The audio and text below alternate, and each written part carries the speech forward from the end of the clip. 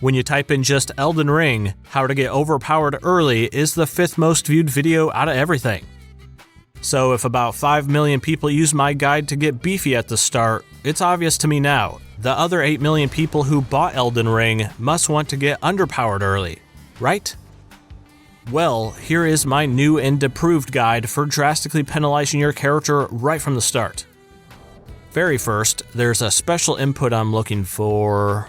Oh, there it is, remove. Take off all that trivial starting gear, you won't be needing it. Then you'll be taking this really efficient route to the nearby church.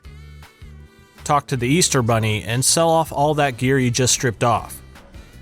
Use those runes to then purchase a spyglass. Now you can see very slightly further. Then you'll need to quickly jog up to the Volcano Manor immediately by taking this quick route. You'll then need to complete the entirety of Raya's quest line by getting the Volcano Manor invitation after returning her lost necklace, and then complete an assassination mission for the Volcano Manor, and then Raya will reveal she is a snake, I guess, and then do another assassination to have her tell you to go investigate behind the manor walls, and then go kill the Godskin noble to get some weird egg sack thing, and then give that to Raya so she'll move out, and then...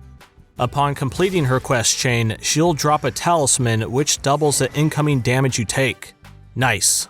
Hard mode activated. Just a tickle or two will now completely decimate your character, but the underpoweredness is just getting started. Next, let's get you some detrimental weapons by going to this nearby location first. Then head deep down into the subterranean shunning grounds. Hey, that reminds me of my high school. Go anemic ferrets. You'll need to carefully platform across these awkwardly placed coffins, and then you'll find yourself the fingerprint stone shield. You'll luckily not have the strength requirement to wield this properly since you just started, and this thing is a chonk with a weight stat of 29. We really want to get rid of our no armor lighter equipment load, so head over to this location in the east. You'll find an abandoned chest on the back of a stagecoach, and after perfectly evading all the stray dogs, you'll have yourself the great sword. This thing has a weight stat of 23, and for this build, you definitely want to ensure you're seeing this big red X on your weapons.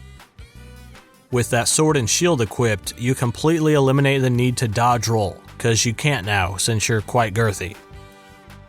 Taking these bad boys into battle will not do very well, and are overall much better at being underpowered compared to your initial starting equipment.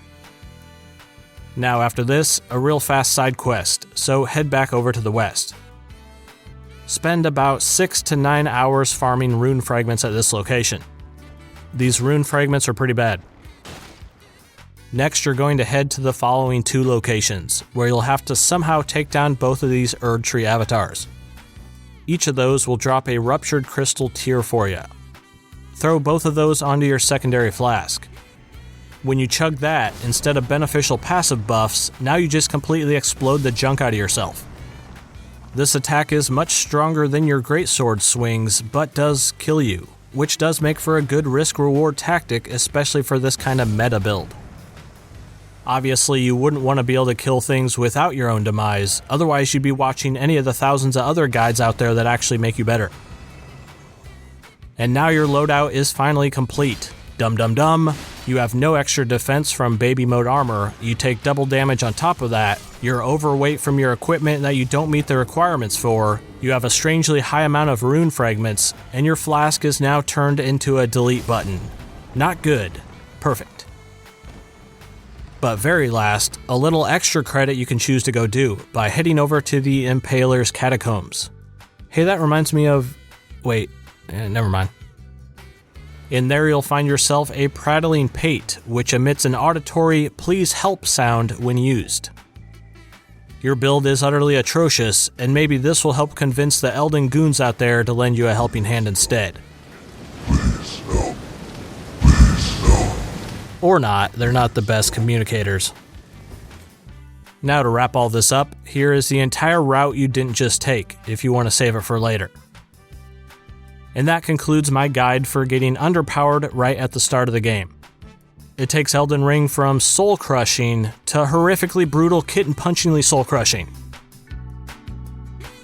Congrats, you just survived Elden Ring's first April 1st. I'm Alex, and I'll see you soon in a real video.